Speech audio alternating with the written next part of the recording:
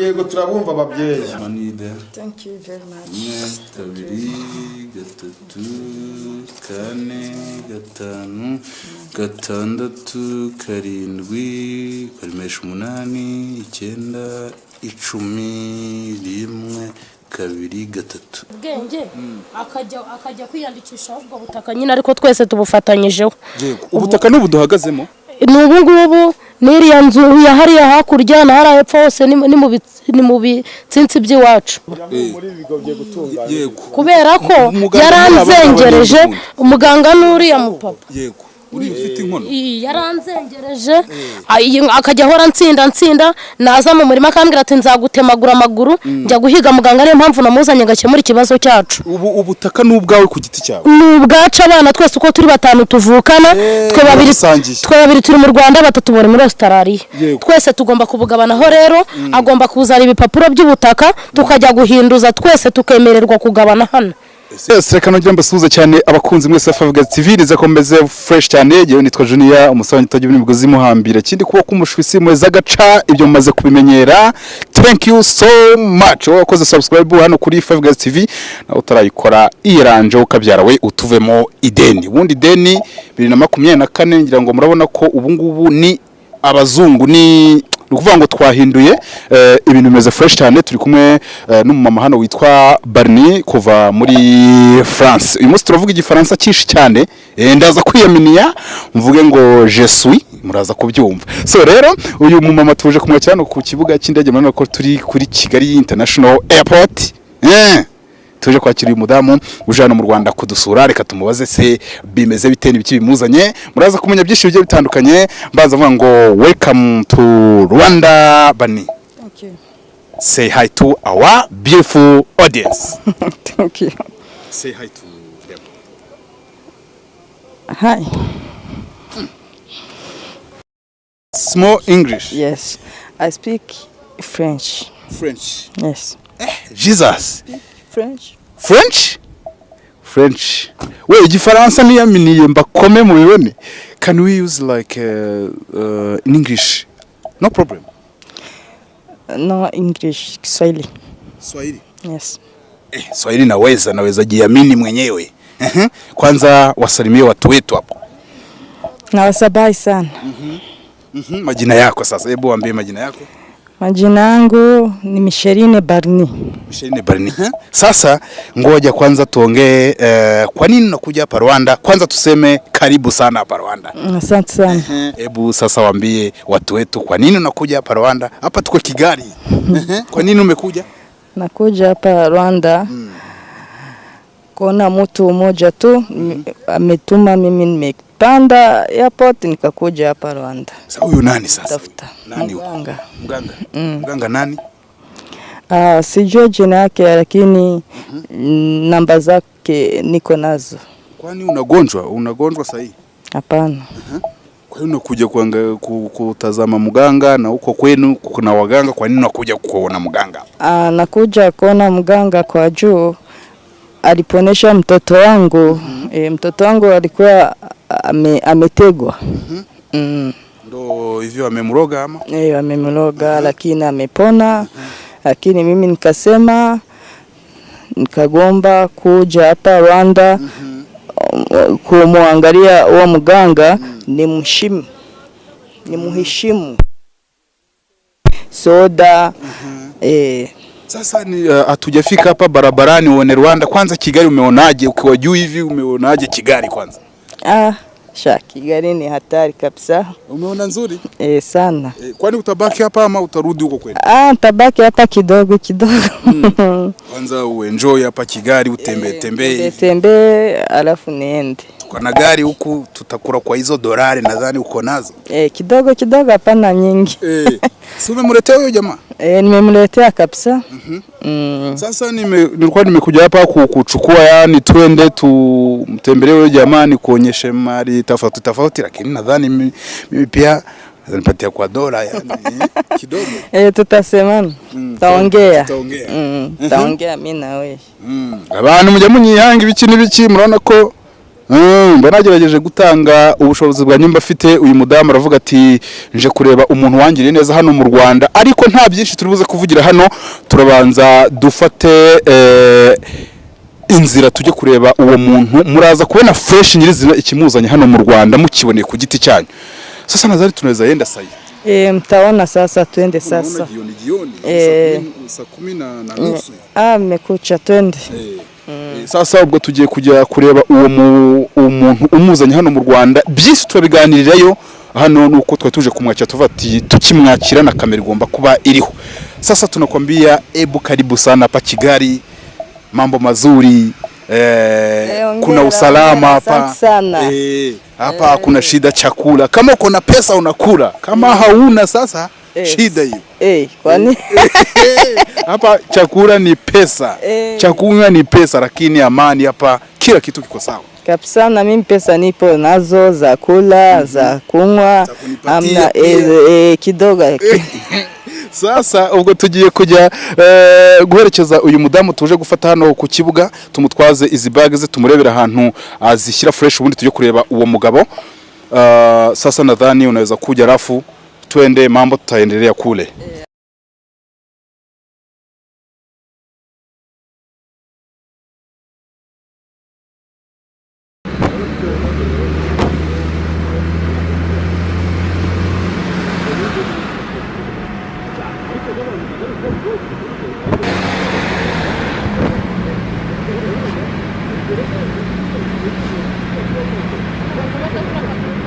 Za kutwihanganira ni masaha y'ijoro bwatwiranye, ndavuga abadukurikiye kuri Favugaz TV ndetse abanyamuryango bacu mwabonye ko rwari urugendo rurerure cyane tuza gushaka uyu mugabo. Murabona ko bugorobye na masaha y'ijoro nibwo tukigera muri quartier baturangiye uyu mugabo abarizwamo aje gushaka.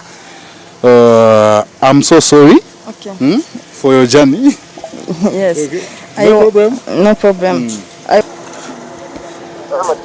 Where are you? You are at the airport? Yes, I'm here. Come to take me.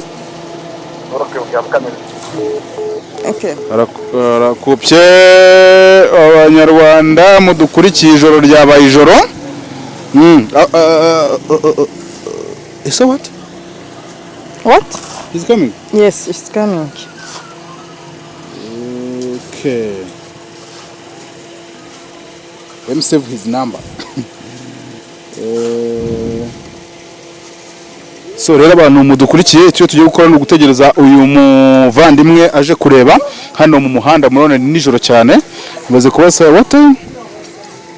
Saa 12:23 z'umugoroba. Urumva bwamaze kwira tayari, kandi turi ahantu mu cyaro muri kubireba. Uri kumva ni mu misozi ariko turategereza mpaka abatugezeho baze kudutwara maze tubashe kugera kuri uyu muntu. Ibyo nabemereye mbisohoze maze nindangiza nitahira. Do you have somewhere to sleep? Any hotel? Yes. Aza dutware ubwo ngo kurara ntibishoboka. Madam bonyi ibi bintu yanyica. So tunaweza endelea ongea kwa sababu nimesikia ni kama Kiingereza na kushinda sana. Sisi pia Wanyarwanda tunasema Kinyarwanda. English mtu akisema English unasikia bwana takisema French unasema sasa hebu tuongee kesho. Twagumye mu nzira duhagaze ntago tuza ahantu, uretse ko turi muri quartier baturangiye ariko ntago tuza ahantu muri. Twafashe imodoka twaziyemo ducana dubure kinyoteri nyine kugira ngo muyibone nimuze. Turi mu muhanda uzamuka ukuntu. Mwakoze kutuzanira Ni wowe ze? muraho neza. Muturaje mu muhanda neza neza. Soza umushyitsi. Mwihangana. How are you? Steven. Steven. Who are you? Micheline. Micheline. Barney. Barney. Thank you. Barney. Do you know here? Wewe witwa Here is in Rwanda. It's the first time that you reach here. Steven. Steven, tuvane muri uyu muhanda rwose. Ni karibu. You are welcome home. Yeah, welcome. Switch off engine. You're welcome. Let's zimye imodoka.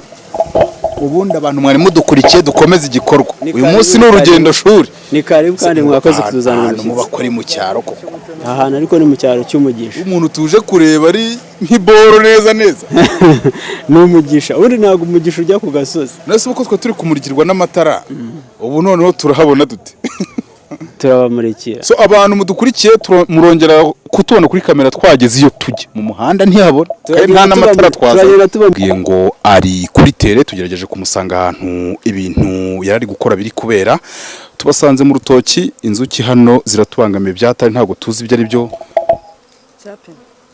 I don't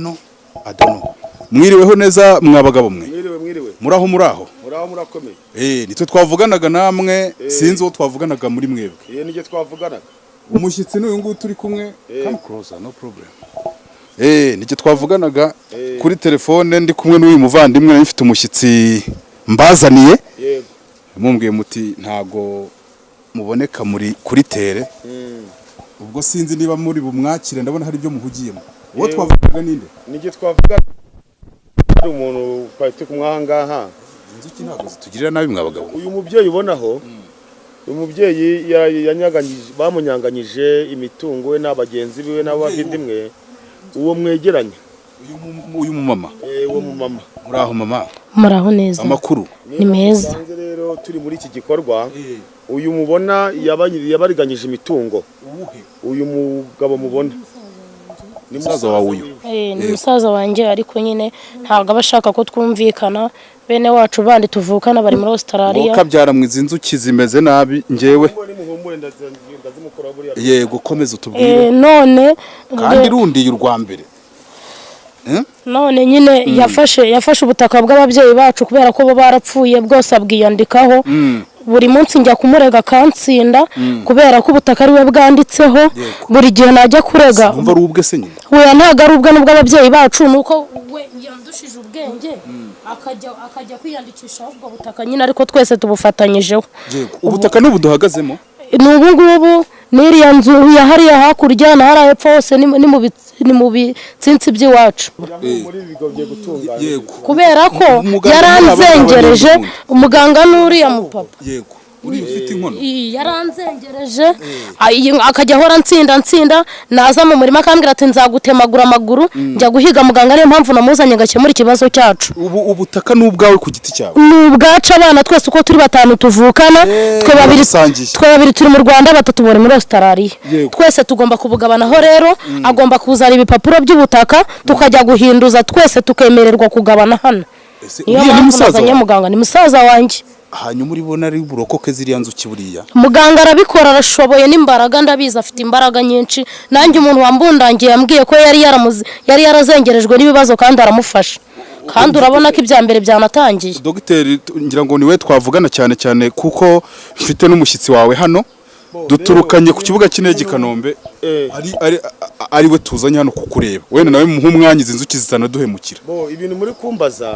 ndahuze cyane rwose muzi ubona ko ari byo musanze ndimo urabona uyu mubyeyi yamamagaye ku kibazo cy'uyu nguyu wabariganyije ariko icyangombwa yaje akizanye kuko ibyo namukoreye nta namwe murebera n'amaso yanyu ntabwo ari we wizanye yazanywe n'imbaraga zanjye nkoresha kubera yuko ngewe imbaraga zanjye zikora ibintu byinshi bitandukanye waba wahemukiye umuntu waba wibye umuntu waba ufite ikibazo cy'amakimbirane mu ngo haba hari za karande zo mu miryango haba hari ukuba abantu bacana inyuma haba ari ikibazo cy'inyatsi imyaku imikoshi byarakokamye umuntu udashaka baramuzinze kudashaka umuntu baramuzinze kutabyara ibyo ni ibintu nkora kandi bikoresha imbaraga zanjye rero mwe mwihanganye gatoya mbanze njye muri kino kibazo icyo uyu nguyu uje we nta kibazo waje gushima ibyo ndabikurikirana mu kanya ko mbanze uyu umva ye madam umva nkubwire hanyuma ikintu tugiye gukora igira hino inzuki zigiye zimereye nabi ariko byahatari wowe ikintu tugiye gukora urumva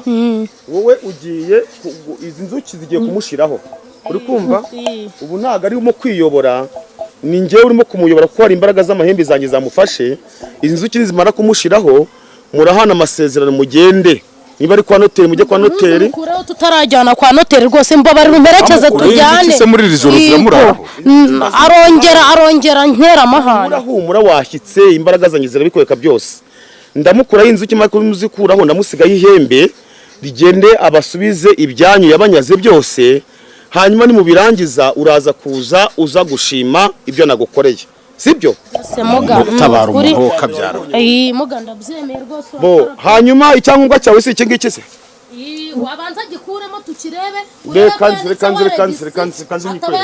icyangombwa ni bwoko ki reka nze nyikwezi ni icyangombwa cy'ubutaka bw'iwacu twese nimuhumure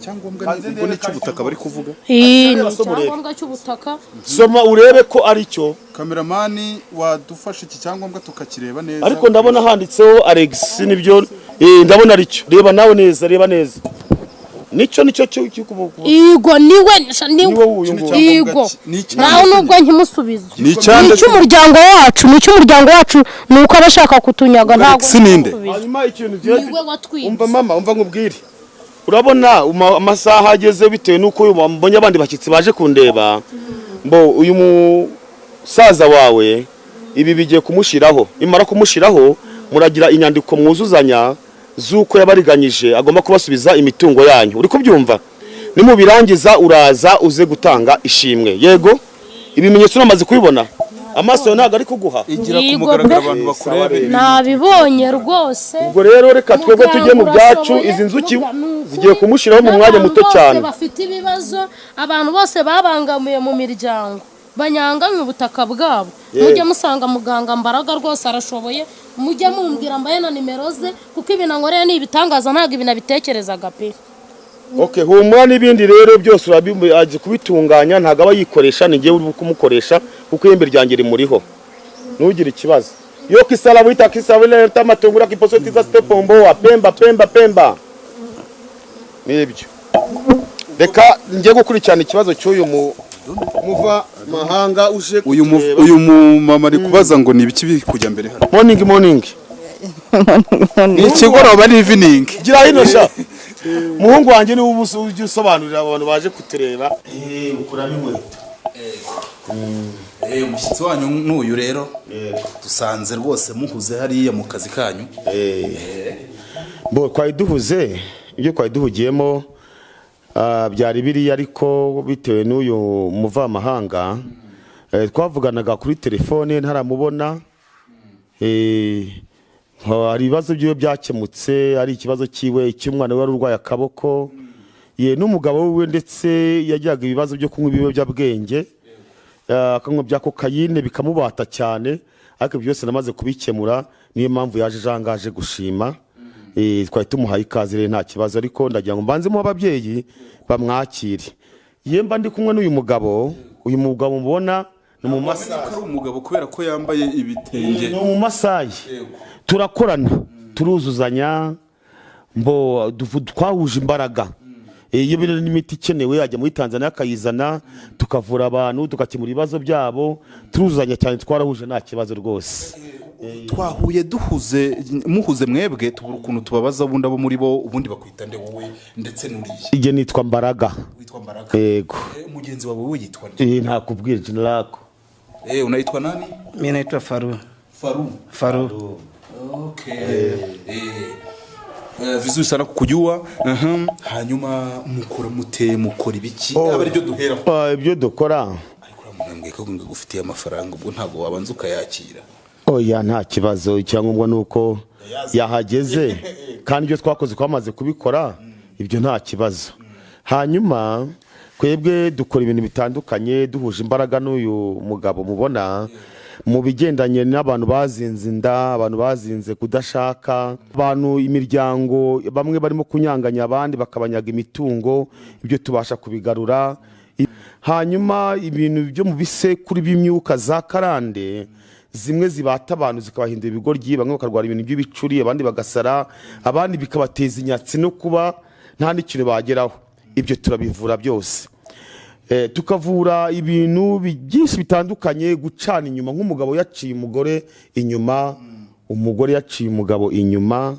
ibyo turabikora guhuza abantu bakundana niba ushaka we mugabo kugira ngo umugore agukunde ntazagire undi muntu yongera gukunda mbo wowe mugore cyangwa se umugabo agukunda ntazagire umuntu yongera gukunda ibyo turabikora tukabahuza tukabamatanya tukabahuza bagafatana mirere na mirere bakazagenda basazana ari umwe kuri umwe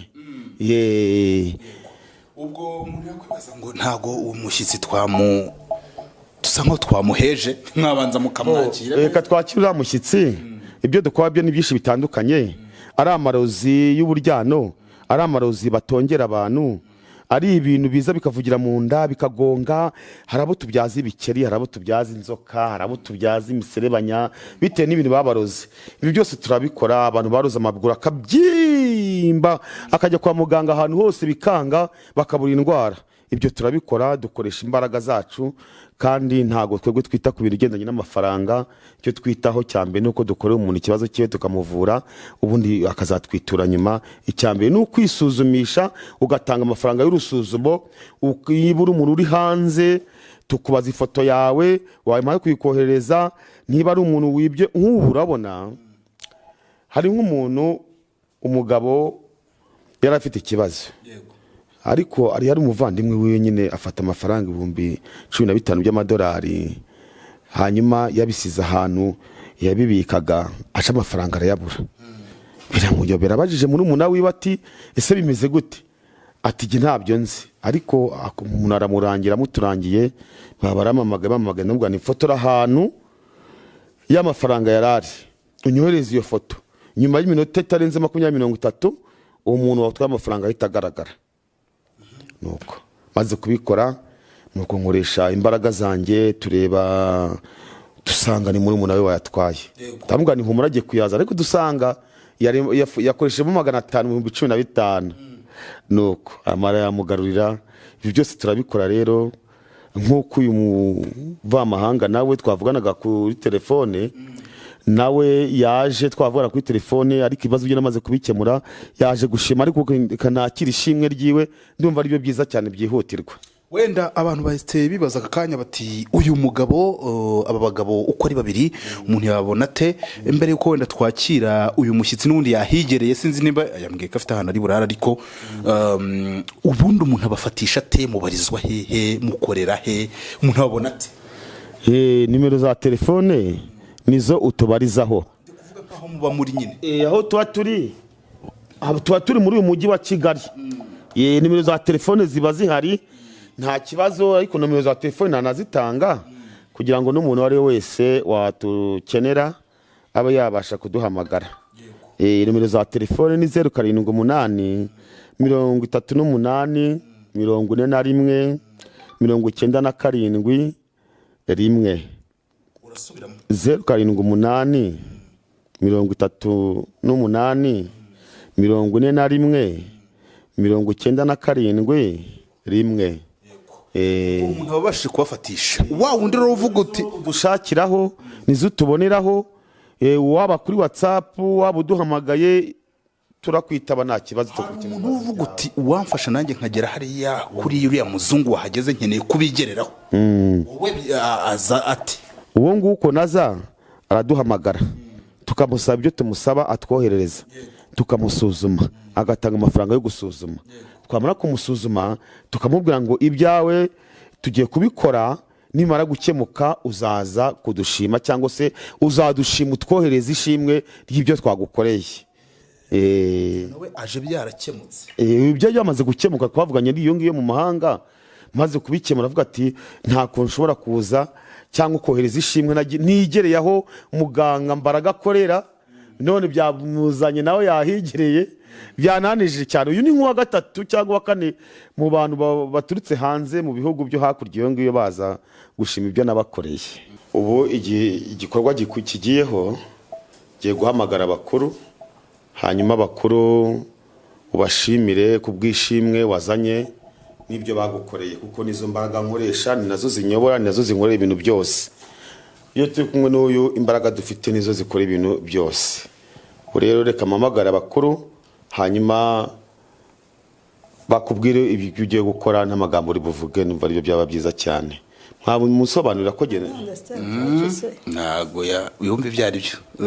He said that he is going to call his all their parents, and then you will talk to their parents, and then they tell you what to do. I think summary. Yokisa karibu ya sita weka sila matungura kiposo titake stoto pop imbeo wa people It's called Pemba. their parents. Baba ikazi wa mzee karibu.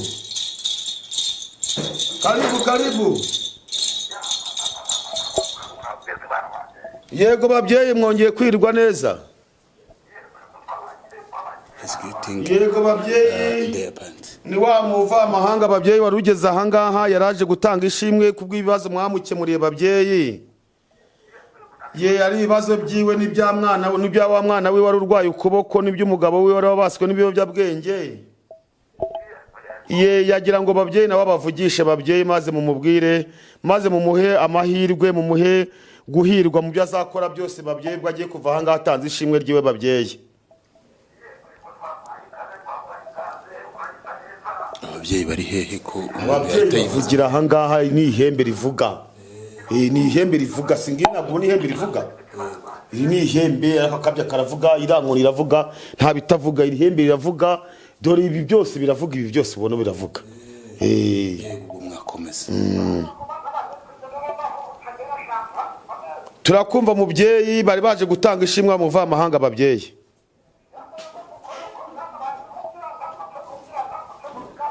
Ye mubwo ngo abasuhuza ababyeyi ubasuhuze. Ye baguha umugisha ngo ujyane umugisha uvanye umugisha ahangaha. He said you gonna greet their parents and then they will like bless you. Okay. Say hi to them. I don't know. Okay, thank you very much. She said thank you very much. Babyeyi ngo ari kubashimira babyeyi ngo mwarakoze cyane babyeyi.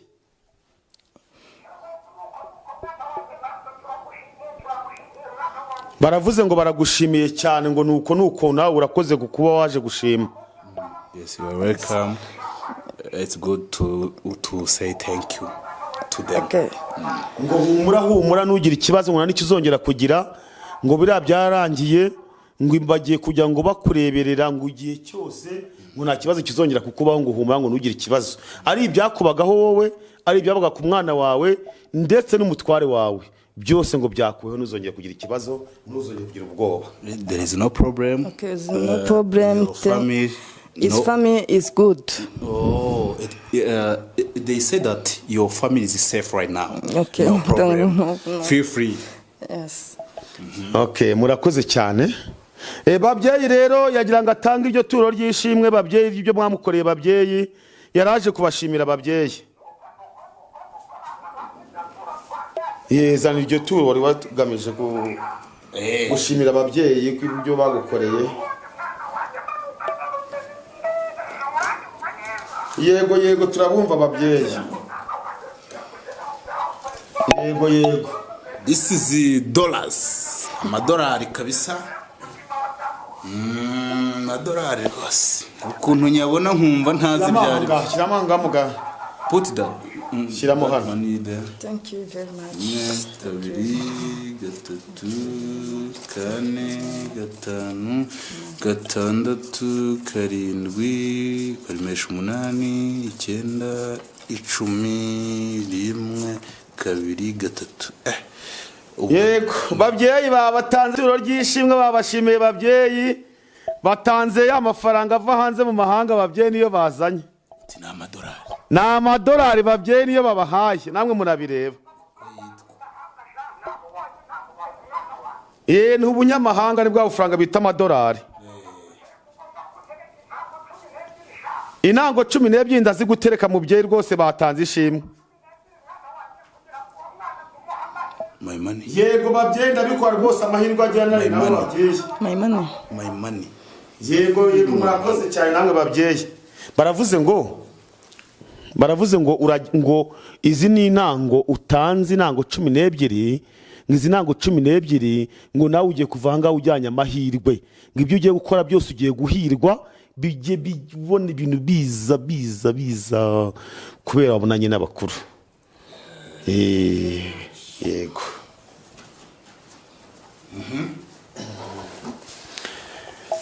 Urakoze nawe kuba waje gushima natwe biratunejeje. iyo tukemuye ibibazo by'umuntu twamara kubikemura ibibazo by'umuntu ibibazo byamara gukemuka ukaza kudushima ari igihe n'uyu mugabo ubona tuba twishimye tunezerewe ntako tunezerewe ikintu cyiza kizima. You don't have my money. My money. I don't have money. You don't have money to give me. Whole day. No. Naho ubundi ntugire ikibazo urumva ari abantu bari hanze bagiye gupagasa mu mahanga. Muri abantu b'abaganga ba gakondo ariko twe dufite ibibazo dushaka kubabaza nyuma yuko umunsi wabaye muremure mu kazi murimo ka buri munsi reka tubamenye neza ngiye ngo tubonye umwanya. Ni byiza mu kazi kacu ka buri munsi ibintu dukora hari nk'abantu baba baragiye mu mahanga bari mu rupagaso bari gupagasa bashakakisha ubuzima ari ugasanga buri munsi nta kintu bageraho banabigiraho bikayoyoka bikabacika bikabaca mu myanya y'intoki.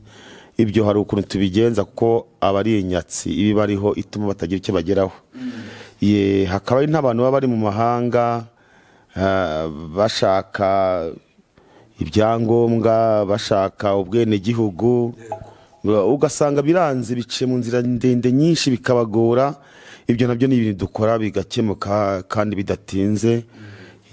Hanyuma hari n'abantu baba bariyo barabuze uburyo babona ubushobozi ngo bongere kugaruka mu gihugu cyabo cyangwa baze gusura n'ababyeyi babo. Ibyo byose ni ibintu dukora kubera ko Kagitera zibitera igihe bafite za karani ziwabo mu miryango. Izo za kandi ziwabo rero zikabagendaho zamara kubagendaho zigatuma ari nta kintu bageraho n'icyo bafasheho cyose kikabaca mu myanya y'intoki.